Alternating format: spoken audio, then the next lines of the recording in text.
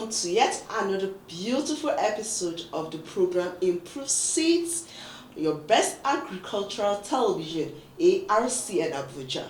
I am your usual host, Hilda Homsen Fantuan, and today we're still going to explore another beautiful topic. Last week we talked about bush burning and we talked about improved seeds, the best selections of seeds for the farming season. And Mr. Lowell Olushola Lowell, an agri officer with Federal Ministry of Agriculture and Rural Development, Abuja, explored on that and is here again to talk more on another topic. Why don't you just sit right there and we'll be right back.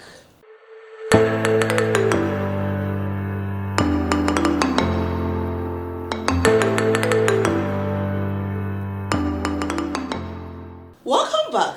As I said, we have an agri officer, someone that is well trained to explore this topic, that is the challenges of pesticides, the uses and the solutions. Are pesticides necessary?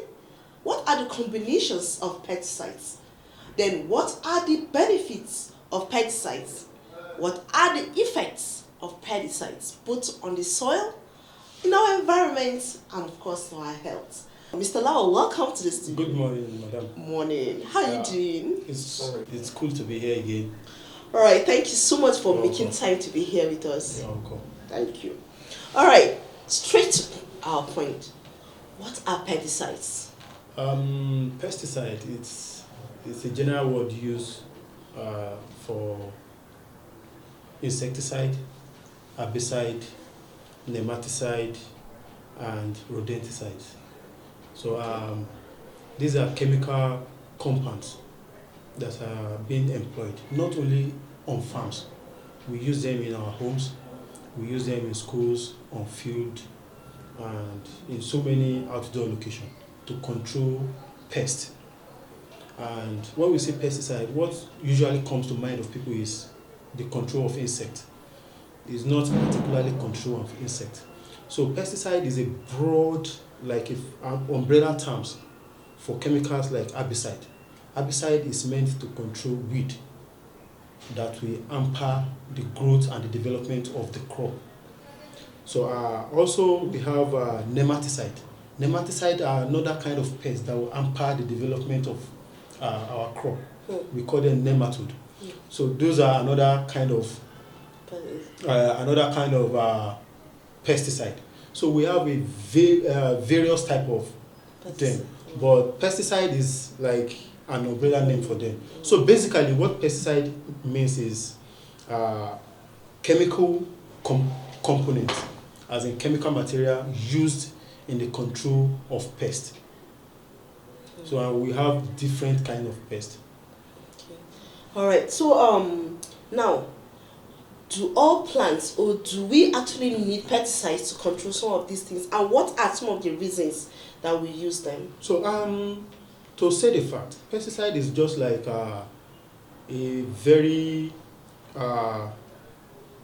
unavoidable evil. Yeah, let me just put it that way. Yeah. It's an unavoidable evil as we stand now. So if we look back 50, 100 years back, and looking at Nigerian population, for example, we've been witnessing like rapid increase in population. And what that means is that we'll be needing more food to feed the population. And by so doing, we have to produce more. And in the process of producing more, we notice that we want to grow food to feed our mouth, to feed human beings. Whereas there are other organisms, rats, insects, all those different creatures on the farm who also want to feed on what we are planting to feed. So scientists now look for a way to control all these things, to keep them away so that we can produce our crop at peace. Then we'll be able to do away with some losses that will occur if we don't control all those kind of pests. So that's how pesticides come into play. Just to keep away all these kind of pests that want to feed on the crop we are growing for human consumption. Because we have a whole lot of them. We have caterpillars, we have different kind of insects, we have birds that also want to feed on the maize we are planting for human consumption. So talking about why do we need pesticide?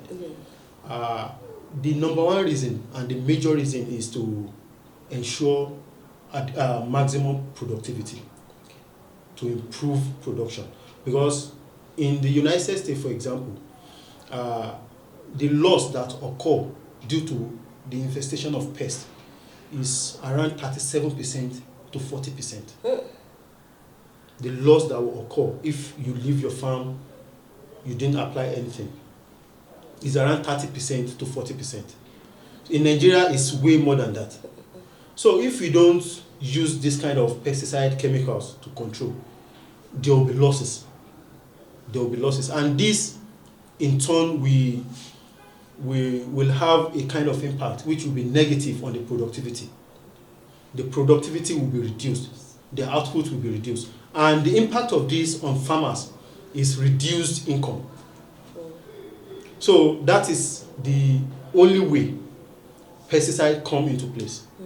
And if we look at it in another way, another advantage of using pesticide is being used in the control of some deadly diseases, like the insecticide we use at home to control mosquitoes. Yeah, spraying insecticide mosquito spray at home, we can kill some mosquito and we can prevent ourselves from malaria. You can see that's another advantage. But outside that, no any other advantage. Okay. So that's the reason why we need pesticides, to safeguard crop on the farm and to protect them from waste and harm of pests, and to guarantee maximum output. Right. All right. Effects. I'm sure it has a lot of effects on us, on the soil, in our environment, and to the body, our health. What are some of those effects? Talking about the effect is numerous. Don't forget, they are synthetic material. They are not natural. They are chemicals. And these chemicals are strange in the ecosystem. It's not something that will get disappeared or that will be used in the ecosystem. Because the heart, we have a kind of relationship, ecosystem. Like if cow will eat grass, then human being will feed on the cow, and the cycle continues. But chemical is a strange component in the ecosystem. It's not useful to any of the participants in the ecosystem, except for the reason we want to use it for. So now, talking about the effect, I don't even know where to start from. But let me start from the angle of the farmer using pesticide. Okay. Now, when you spray pesticide on your farm, the farmer is the number one person that will come in contact with those chemicals. And that tends to have a negative impact on the health, especially when they are not using PPE, personal protective equipment, like rain boot, like coverall, like nose mask, hand glove, and shade, everything like that. And majority of our farmers don't use it. Most of these chemicals, when you spray them and you come in contact with your skin, they find their way into the bloodstream, and the human system cannot undo them. It's not something you can digest, and that will lead us to accumulation. And when you use it over time, a farmer that spray, let me say, a pesticide or an herbicide over time, you take small pieces into your blood system every day. It will get to a time the accumulation will be so much, because the body system is trained to the body system. It's not something digestible.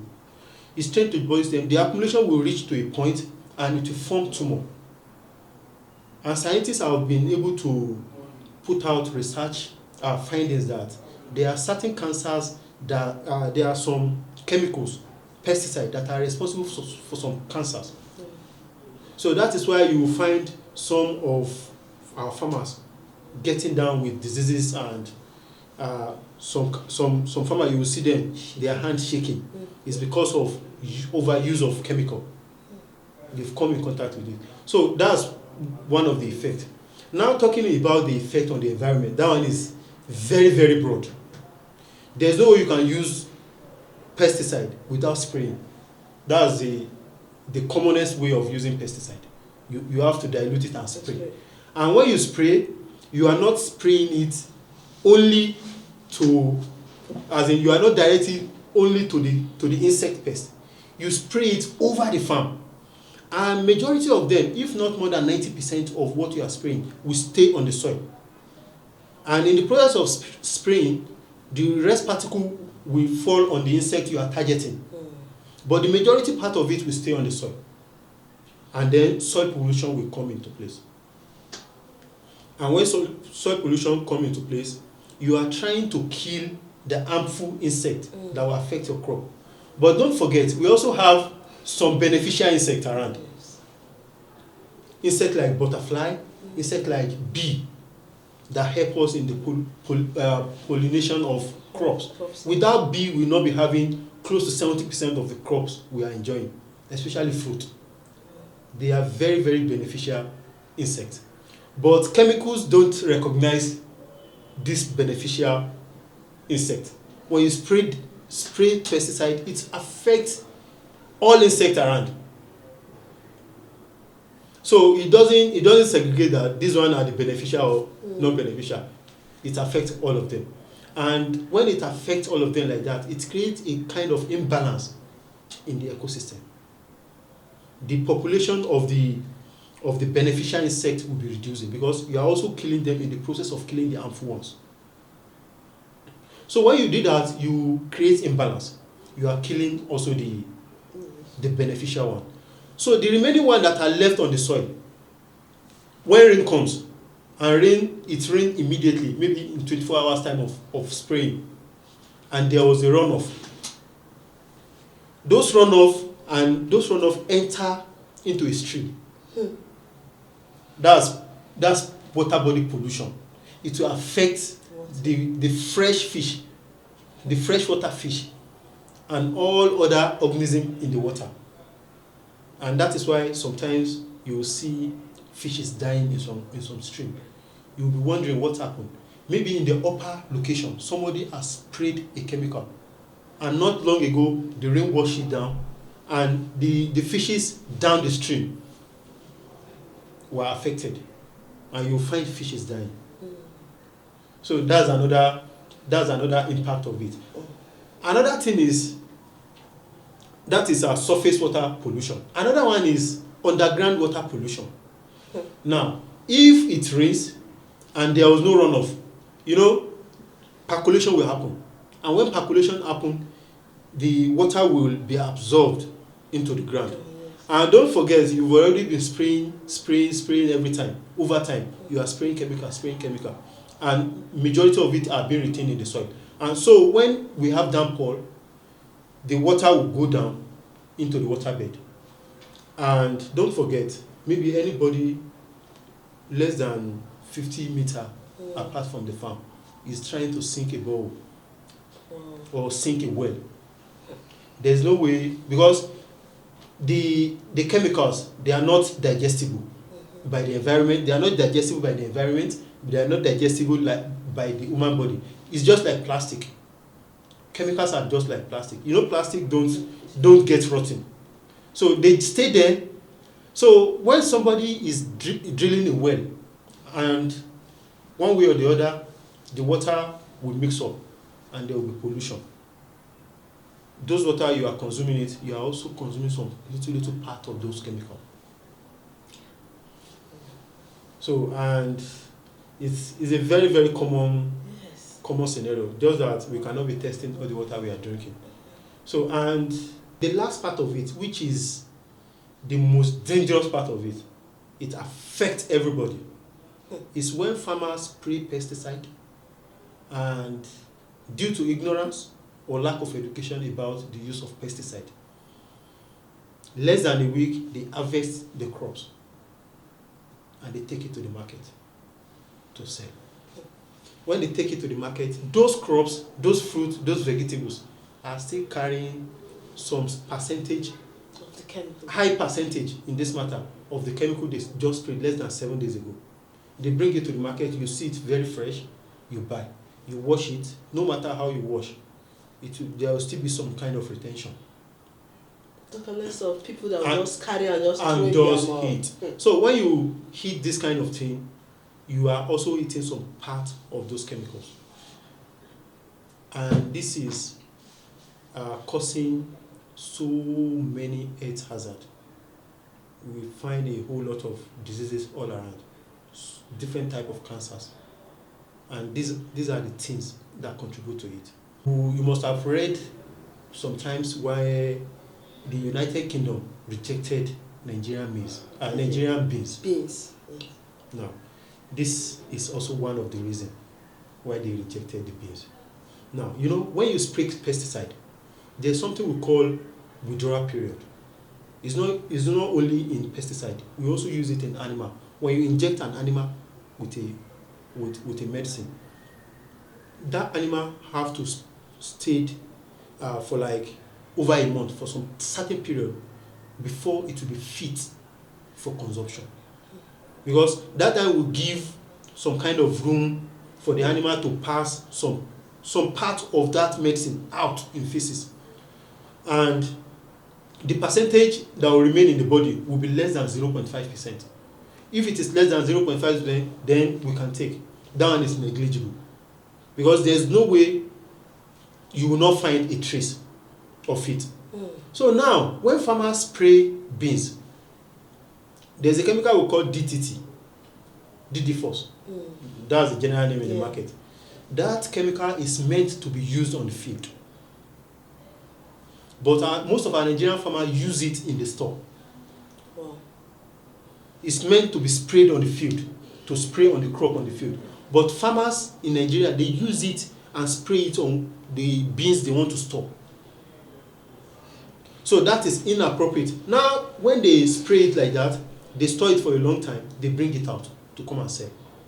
And those things they just spray on the beans, it will not disappear. So anybody that is buying some portion of the chemical to heat. So, and that was the reason why UK rejected our beans that time. It's not because our beans are not good. It's because they contain higher percentage of chemicals, which is above the internationally approved level, which is 0.5%. Because if anything is more than 0.5%, it will cause a significant damage. Though, if like maize or beans contain like 0.5%, scientists will say it's negligible.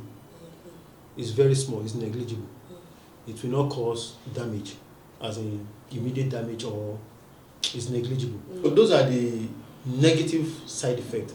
They are very numerous to human being, to the farmer, to the environment where we live, and even to other organisms. You will spray chemical on your farm to kill insects, not forgetting that those insects are food to birds. Okay, yes. So when you spray and birds visit your farm, they find some insect on your farm, they pick them and eat. They are also consuming that chemical, and that is why we are finding some birds to be going into extinction. Nobody knows what's killing them. Pesticide is killing them. So the negative effect is very far-reaching. It is. It's far-reaching. So it's sad, yeah. It's far-reaching, but we've come to a stage that to do intensive agriculture, one cannot do without pesticide. I don't know what to say. You've heard it. We will go on a very short break. We'll be right back, where we will hear from the experts if there are other ways that we can stay away from this, or there are other ways at which we can control the use of these pesticides. Please don't go anywhere. This is still Improved Seeds.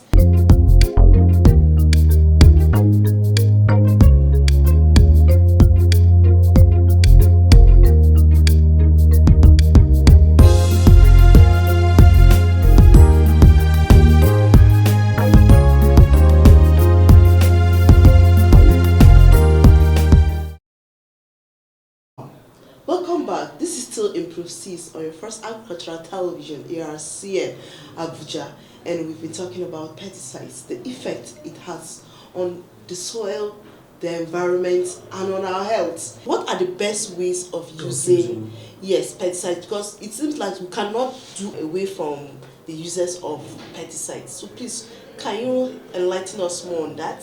Okay. Talking about the best practices of the use of pesticide.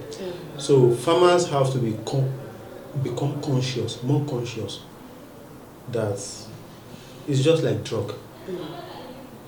You cannot just be consuming any drug anyhow. It will have far-reaching effect. So the first thing first, their home safety first. So talking about the best practices, the first thing is we have to build awareness, consciousness in our farmers. They have to recognize the fact that pesticides are chemicals, and chemicals are synthetic materials. They are not peanuts, and they will always have a negative effect, not only with the environment, not only with the consumer consuming what they are producing, but also on them. So starting from them, they have to protect themselves. And there is an adage that is only a warrior that know how to protect himself that will live to fight another war. Sure. So we need them. They are more, as in we need our farmers. Their life very precious to us. So we need them to be around, to be healthy, to live long, for them to produce more food. So, and in terms of the safety, they have to protect themselves. Pesticide is not something you go to the farm and you appear with your bare hands. You have to be fully kitted, protect yourself.